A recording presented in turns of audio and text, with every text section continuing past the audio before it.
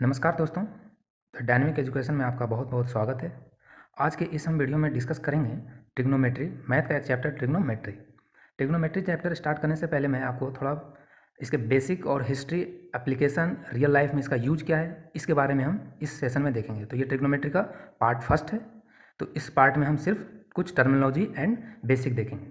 Okay, तो start करते हैं। तो सबसे पहले आपको इसके टर्मिनोलॉजी देखते हैं। इसके टर्मिनोलॉजी में ही छुपा हुआ है क्या, इसके नाम में ही ट्राइगोनमेट्री।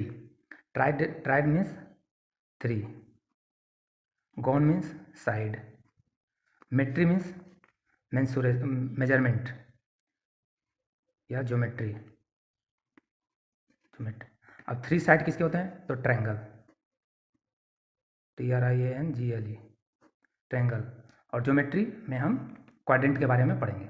ओके, सो अब यहाँ पे ट्रायंगल के बारे में कौन सा ट्रायंगल पढ़ेंगे, तो हम यहाँ पे राइट एंगल ट्रायंगल के बारे में पढ़ेंगे।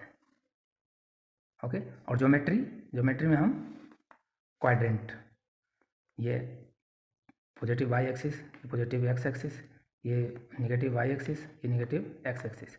तो ये जिसे राइट एंगल ट्रायंगल का और जिसे क्वाड्रेंट का नॉलेज है, आप समझिए कि आपको ट्रिग्नोमेट्री ईजी लगेगा। ओके, क्योंकि इस trigonometry right angle triangle and geometry पे ही फुल्ली बेस्ड है। ओके, तो ट्रिग्नोमेट्री में कितना नॉलेज, ये ट्रिग्नोमेट्री का नॉलेज लेने से पहले हमें इन दो चीज़ों को समझना होगा, ये जो दो ट्रायंगल एंड क्वाड्रेंट है इनके बारे में। तो सबसे पहले हम बात करते हैं ट्रायंगल के। तो राइट एंगल ट्रायंगल में हमें क्या क्या जानकारी रखना होगा। एक तो ये पता होना चाहिए कि ये एंगल 90 डिग्री, 90 के सामने क्या होता है, हाइपोटेनस।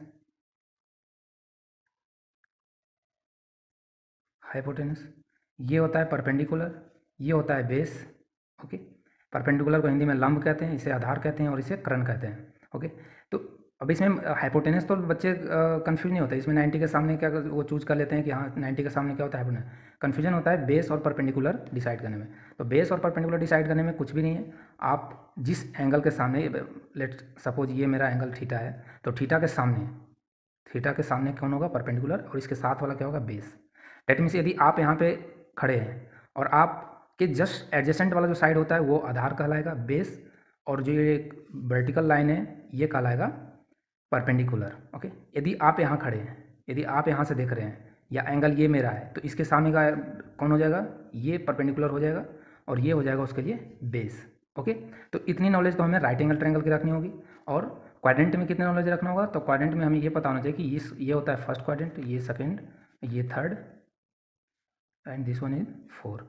फर्स्ट क्वाड्रेंट में पॉजिटिव पॉजिटिव आप जानते होंगे, सेकेंड क्वाड्रेंट में निगेटिव पॉजिटिव। ओके, इसमें निगेटिव निगेटिव, ये मैं कोऑर्डिनेट की बात कर रहा हूँ, और इसमें पॉजिटिव निगेटिव। ओके, तो इसका मतलब ये हुआ कि ये ओरिजिन होता है, यदि इस पाथ पे, इस लाइन पे हम कोई डिस्टेंस कवर करेंगे तो वो हमारा पॉजिटिव में जाएगा। इस लाइन पे यदि हम डिस्टेंस कवर करेंगे तो ये भी पॉजिटिव होगा, ये इसमें निगेटिव होगा और ये निगेटिव होगा। इतना तो आपको क्वाड्रेंट का नॉलेज रखना होगा। ओके, तो आई होप कि आपको इतना बेसिक ये सब पता होगा। अब मैं आता हूँ इसके हिस्ट्री पे। यदि मैं हिस्ट्री का बात करूँ तो मैं ये बता दूँ कि ट्रिग्नोमेट्री का यूज बहुत पुराना हो रहा है, बहुत पहले से, मतलब ऋषि मुनि जब उस टाइम ज़माने के उस टाइम से ये यूज होते आ रहा है। अब ऋषि मुनि कहाँ यूज करते थे, तो इसे हवन कुंड वगैरह बनाने में यूज किया जाता था। जैसे ये ऐसे हवन कुंड, इस तरह से ये हाइट एंड ये डिस्टेंस निकालने में ये काम आता था। तो ये हवन कुंड या मंदिर बनाने में ये सब उस टाइम पे हाइट एंड डिस्टेंस को मेजरमेंट लिया करते थे, ट्रिग्नोमेट्री का यूज किया जाता था। ओके, तो ऑब्वियस सी बात है उस टाइम पे सिर्फ हाइट एंड डिस्टेंस को ही मेजरमेंट में लिया जाता था ट्रिग्नोमेट्री का। बट आज के डेट में, तो इस मॉडर्न ज़माने में तो आजकल बहुत ज़्यादा एप्लीकेशन है ट्रिग्नोमेट्री का, और ये सारे एप्लीकेशन हम देखेंगे अभी आगे कि इसका कहाँ कहाँ एप्लीकेशन है। तो एक बात और मैं बता दूं कि ट्रिग्नोमेट्री जो है, ये जो ट्रिग्नोमेट्री कंसेप्ट है, ये भारत का ही दिया हुआ है। इनफैक्ट दोस्तों यही नहीं, मैथमेटिक्स का ओरिजिन ही इंडिया से हुआ है। वेस्टर्न कंट्री या यूरोपियन कंट्री जो भी है वो मानते नहीं है, वो बोलते हैं मैथमेटिक्स हमारा दिया हुआ है, बट फैक्ट तो फैक्ट होता है। और इस बात का पता कहाँ से चलता है, तो ये आर्यभट्टियम बुक जो लिखा गया था आर्यभट्ट के द्वारा, आप लोग सब जानते ही होंगे, a famous mathematician, a great scholar, Aryabhata, founder of math भी कहे जाते हैं। तो मैं इनके बायोग्राफी पे नहीं जाऊँगा ज़्यादा क्योंकि ये मैथ का क्लास है। बट हाँ, मैं इनके एक बुक के बारे में यहाँ पे बताऊँगा जिसमें हमें साइन के बारे में इंफॉर्मेशन मिलता है।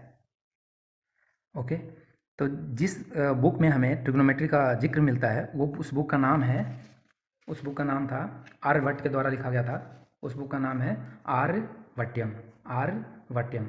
और ये कब लिखा गया था? इन 500 AD में लिखा गया था।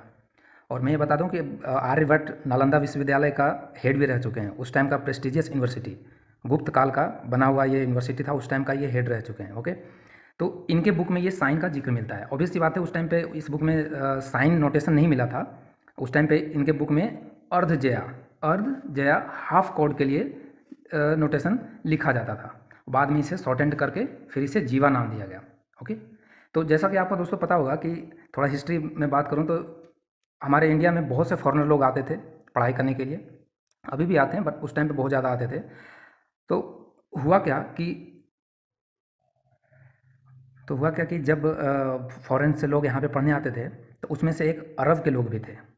ओके, तो इनफैक्ट अरब के लोग यहाँ पे रूल भी किए हैं, शासन भी किए हैं। तो इन लोगों ने यहाँ से शिक्षा लेकर गए और इस बुक को किस लैंग्वेज में कन्वर्ट कराया? अरबिक लैंग्वेज में। और अरबिक लैंग्वेज में जीवा को नाम दिया गया क्या? Sinus, which means curve. Sinus का मतलब अरबिक में क्या होता था? कर्व। ओके, फिर और सेंट्रल एशिया से फिर ये कॉन्सेप्ट गया वेस्टर्न कंट्री में, यूरोपियन कंट्री में। फिर वहाँ पे इस बुक को लैटिन लैंग्वेज में कन्वर्ट किया गया और लैटिन लैंग्वेज में साइनस को कन्वर्ट करके क्या लिखा गया? Sign, SINE। ओके, तो 1500 ईस्वी के सेशन में एक ब्रिटिश मैथमेटिशियन एडमंड गुंटर ने इस नाम को, साइन को एब्रीवेट करके नोटेशन दिया साइन, SIN। ओके, तो ये तो साइन का ओरिजिन का पता लगता है। और कोसाइन क्या? तो कोसाइन का ओरिजिन जो हुआ वो कब हुआ? जब हमें साइन के कॉम्प्लीमेंट्री एंगल निकालने में ज़रूरत पड़ा। कैसे कॉम्प्लीमेंट्री एंगल? कैसे? तो कॉम्प्लीमेंट्री एंगल जैसे ये ट्रायंगल है, ये ट्रायंगल, ये थीटा। ओके, तो ये क्या होगा? 90 माइनस थीटा, ये 90 माइनस थीटा। ओके, तो ये इसके कॉम्प्लीमेंट्री एंगल निकालने में जब हमें ज़रूरत पड़ा तो हमें कोसाइन कॉन्सेप्ट का ओरिजिनेशन करना पड़ा। ओके, और जब इन दोनों साइन और साइन और ऑब्वियसली बात है, पहले कोसाइन, उसके बाद फिर इसे एब्रीवेट करके कॉस नोटेशन दिया गया। और जब ये साइन और कोस को डिवाइड करके एक रेशियो बनाया गया, उसे हम बोलते टैन। और ये टैन कुछ नहीं है, ये टेंजेंट है। टेंजेंट वर्ड से ही टैन लिया गया है, जिसका मतलब होता है स्लोप। ओके, सो वेल, हमने एक ब्रीफ हिस्ट्री हमने ट्रिग्नोमेट्री का देखा। ओके, अब हम बात करेंगे application of the trigonometry. Trigonometry का एप्लीकेशन कहाँ कहाँ है, रियल लाइफ में हम कहाँ यूज़ करते हैं। तो उसमें सबसे पहले हम एप्लीकेशन देखते हैं क्या, कि इसका हाइट एंड डिस्टेंस निकालने में, हाइट एंड डिस्टेंस निकालने में यूज किया जाता है। ओके, तो हाइट एंड डिस्टेंस निकालने में कैसे यूज होता है? तो जैसे आपका ये छत है, आप इस बैल्कोनी में यहाँ पे खड़े हैं। ओके, ये आप ग्राउंड लेवल से आप अपने छत पे यहाँ पे खड़े हैं और यहाँ पे नीचे कोई फ्लावर है, फूल है, उसको आप देख रहे हैं। ओके, तो क्या आप बिना हाइट को मेजरमेंट किए हुए आप बता सकते हैं कि आप ग्राउंड लेवल से कितने ऊपर पे? बिल्कुल, किसके through? Application of the trigonometry. Trigonometry के थ्रू हम ट्रिग्नोमेट्रिक रेशियो से हम इस हाइट को इजीली कैलकुलेट कर सकते हैं। कैसे? तो यहाँ से हम इसे क्या करेंगे, ये इसे हम मिलाएंगे। ओके, तो जैसे कि ये हाइट तो हम निकाल सकते हैं क्योंकि ये ग्राउंड लेवल पर, इसे तो हम मेजरमेंट करके निकाल सकते हैं। ओके, तो ये मान लिया R। ओके, और ये एंगल हमें पता चल जाए, यदि ये एंगल हमें पता चल जाए किसी भी प्रकार से, तो हम क्या करेंगे, इजीली कैलकुलेट कर सकते हैं विदाउट मेजरमेंट। बिना मेजरमेंट के हम इतनी बड़ी हाइट निकाल सकते हैं। ओके, तो ये तो फर्स्ट। ओके, अब हम दूसरा एग्जाम्पल लेते हैं। जैसे आप गए दिल्ली, आप न्यू दिल्ली गए, कुतुब मीनार गए घूमने के लिए। ओके, और आप यहाँ से इसे खड़े होकर इसके टॉप पे देख रहे हैं। ओके, आप यहाँ पे खड़े हैं और इसके टॉप पे देख रहे हैं आप। ओके, तो आप ये सोच रहे हैं कि क्या इसका कितनी हाइट होगी? आपके मन में ये क्वेश्चन आ रहा होगा कि इसकी हाइट कितनी होगी। तो क्या ये कुतुब मीनार के हाइट को फिजिकली मेजरमेंट करना संभव है? तो नहीं, काफ़ी टफ पड़ेगा इसके हाइट को हमें मेजरमेंट करने के लिए विदाउट ट्रिग्नोमेट्री। और ट्रिग्नोमेट्री से हम इसे बिल्कुल बहुत इजी से हम कैलकुलेट कर सकते हैं। कैसे? जैसे यहाँ ये ग्राउंड वाले हाइट तो आप इजीली मेजरमेंट कर लेते हैं अपन। ओके, और ये हाइट मेजरमेंट करने से इजी पड़ता है एंगल। कैसे? अब हम यहाँ पे क्या करेंगे कि आजकल बहुत सारे टेक्नोलॉजी आ गए हैं, यहाँ से हम एक क्या करते हैं लेज़र लाइट रखते हैं, ओके, और इस लेज़र लाइट से हम यहाँ पे बिल्कुल स्ट्रेट इसके टॉप पे फोकस करते हैं, इसके टॉप पे हम फोकस करते हैं यहाँ पे, और यहाँ पे हम बेवल प्रोटेक्टर रख के, यहाँ पे हम बेवल प्रोटेक्टर को लगा के और ये एंगल हम मेजरमेंट कर लेते हैं। और जब अभी हमने देखा था कि जब हमें ये एंगल और ये डिस्टेंस हमें पता चल जाए तो हम इतनी बड़ी हाइट को हम ईजिली कैलकुलेट कर सकते हैं 1 सेकेंड में। तो आप देख सकते हैं कि ट्रिग्नोमेट्री का एप्लीकेशन कितना इम्पोर्टेंट है कंस्ट्रक्शन में। तो इस तरह से कंस्ट्रक्शन में बहुत यूज होता है ट्रिग्नोमेट्री का, जैसे metro construction, tunnel construction, mall construction, road construction, okay. तो इस तरह से बहुत ज़्यादा यूज है, एप्लीकेशन है ट्रिग्नोमेट्री का। कुछ लोग यहाँ सोच रहे होंगे कि ये थीटा निकालने से ये हाइट हम इतना इजीली कैसे निकाल सकते हैं। तो ये हम साइन थीटा फार्मूलाज निकालेंगे, sine theta equal to P/H, जो कि हम नेक्स्ट वीडियो में देखेंगे ये ट्रिग्नोमेट्री रेशियो में। यहाँ पे यदि आपको सिर्फ और सिर्फ ये हाइट पता चल जाए, ओके, और कॉस, तो हम इजीली पी को निकाल सकते हैं। इसी तरह से कॉस को देखेंगे, cos theta equal to B/H, okay. तो ये थीटा एंगल हमें पता होगा तो हम हाइट को इजीली मेजरमेंट कर लेंगे, ओके। बेस हो या परपेंडिकुलर हो, इसको हम इजी मेजरमेंट कर सकते हैं। अब सेकेंड एप्लीकेशन हम देखते हैं कि सैटेलाइट नेविगेशन में। सैटेलाइट नेविगेशन में कैसे यूज़ होता है, तो जो आजकल आप देखते हैं मोबाइल में कि नेविगेशन जब स्टार्ट करते हैं तो आपको उसमें क्या बताता है, डायरेक्शन बताता है कि आपको इस तरफ चलना है, अब इस तरफ चलना है। तो इसमें भी डिस्टेंस वगैरह निकालने में भी यहाँ भी क्या यूज़ होता है, ट्रिग्नोमेट्री बहुत ज़्यादा यूज़ होता है। नेक्स्ट है साउंड सिस्टम, ओके। तो कुछ लोग सोच रहे होंगे कि साउंड सिस्टम में सर ये ट्रिग्नोमेट्री का क्या यूज है, इसका क्या एप्लीकेशन है, यहाँ कैसे हाइट एंड डिस्टेंस निकालते हैं। तो ऑब्वियस सी बात है कि यहाँ पे हाइट एंड डिस्टेंस हम नहीं निकालेंगे। यहाँ पे जो साइन और ट्रिग्नोमेट्री का जो यूज है वो है साइन और कॉस टैन के ग्राफ का यूज है साउंड सिस्टम में। अब ये चीज़ आप ग्राफ जो है ये आप हायर क्लास में पढ़ोगे 11th या 12th में, वहाँ पे साइन का आप ग्राफ पढ़ोगे जब, तो ये साइन का ग्राफ इस तरह से बनता है, ओके। ये ओरिजिन से पास होता है, और कॉस का जो ग्राफ होता है वो यहाँ से पास होता है, ओके। तो इस ग्राफ का यूज कैसा है यहाँ पे साउंड सिस्टम में, तो आप जानते हैं साउंड सिस्टम कैसा नेचर होता है, ये एक वेव नेचर होता है। साउंड का जो नेचर होता है वो कैसा होता है, वेव नेचर होता है, ओके। और आप यहाँ ये देख सकते हैं कि साइन का भी ग्राफ कैसा है, एक वेव लाइक है, ओके। जैसे ये क्रस्ट, ये क्रेस्ट, ओके। ये मैक्सिमम हाइट को क्या बोलते हैं, एल्टीट्यूड, और दो क्रेस्ट के बीच में इसके हम बोलते हैं वेवलेंथ। तो इसका भी नेचर कैसा होता है, वेव पार्टिकल की तरह बिहेव होता है। तो इस तरह से हम साउंड सिस्टम में ट्रिग्नोमेट्री का बहुत ज़्यादा एप्लीकेशन होता है। ट्रिग्नोमेट्री का किसका, ट्रिग्नोमेट्री के ग्राफ का, ओके, साइन और कॉस के ग्राफ का।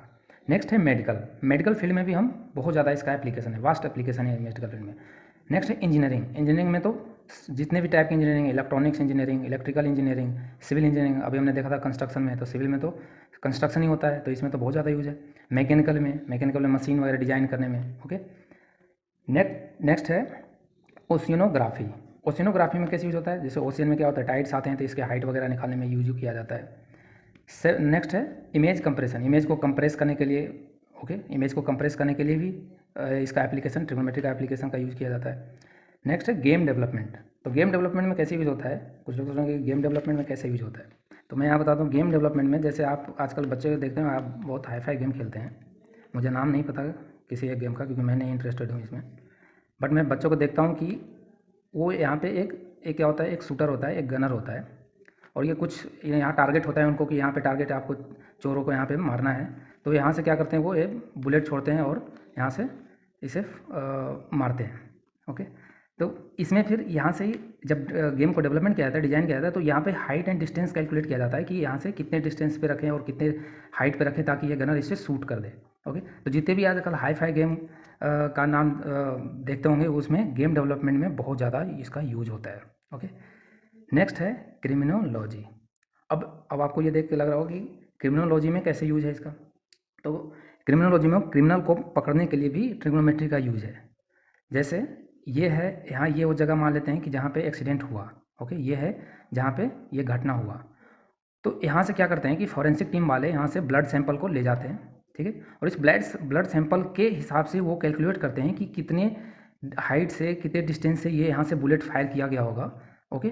और जब एक बार इनको यहाँ से इस ब्लड सैंपल से ये यहाँ डिस्टेंस और हाइट पता करते हैं कि यहाँ से ये बुलेट फायर किया गया होगा या यहाँ से गोली चली होगी, फिर यहाँ के आसपास के लोगों को यहाँ पे पूछताछ करना स्टार्ट करते हैं, फिर वहाँ से क्रिमिनल को पता लगाते हैं, ओके। तो इस तरह से इसका यूज क्रिमिनोलॉजी में भी है, okay.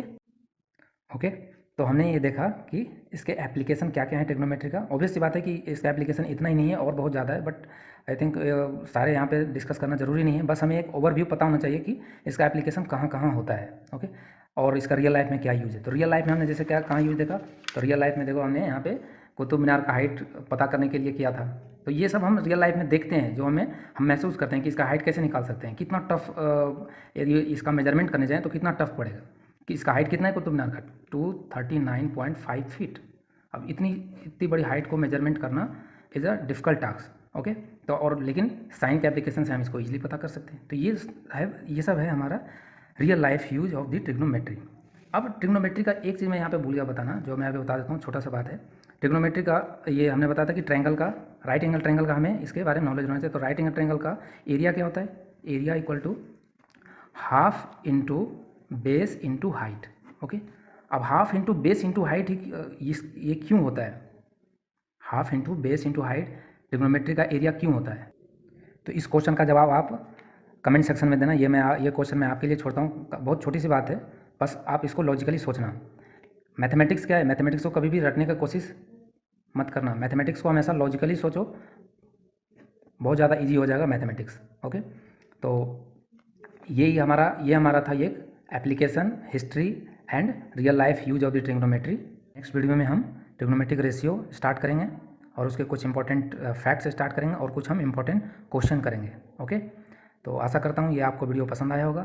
Thank you for watching dynamic education. खुश रहिए, पढ़ते रहिए, देखते रहिए the dynamic education. This is Rohit signing off.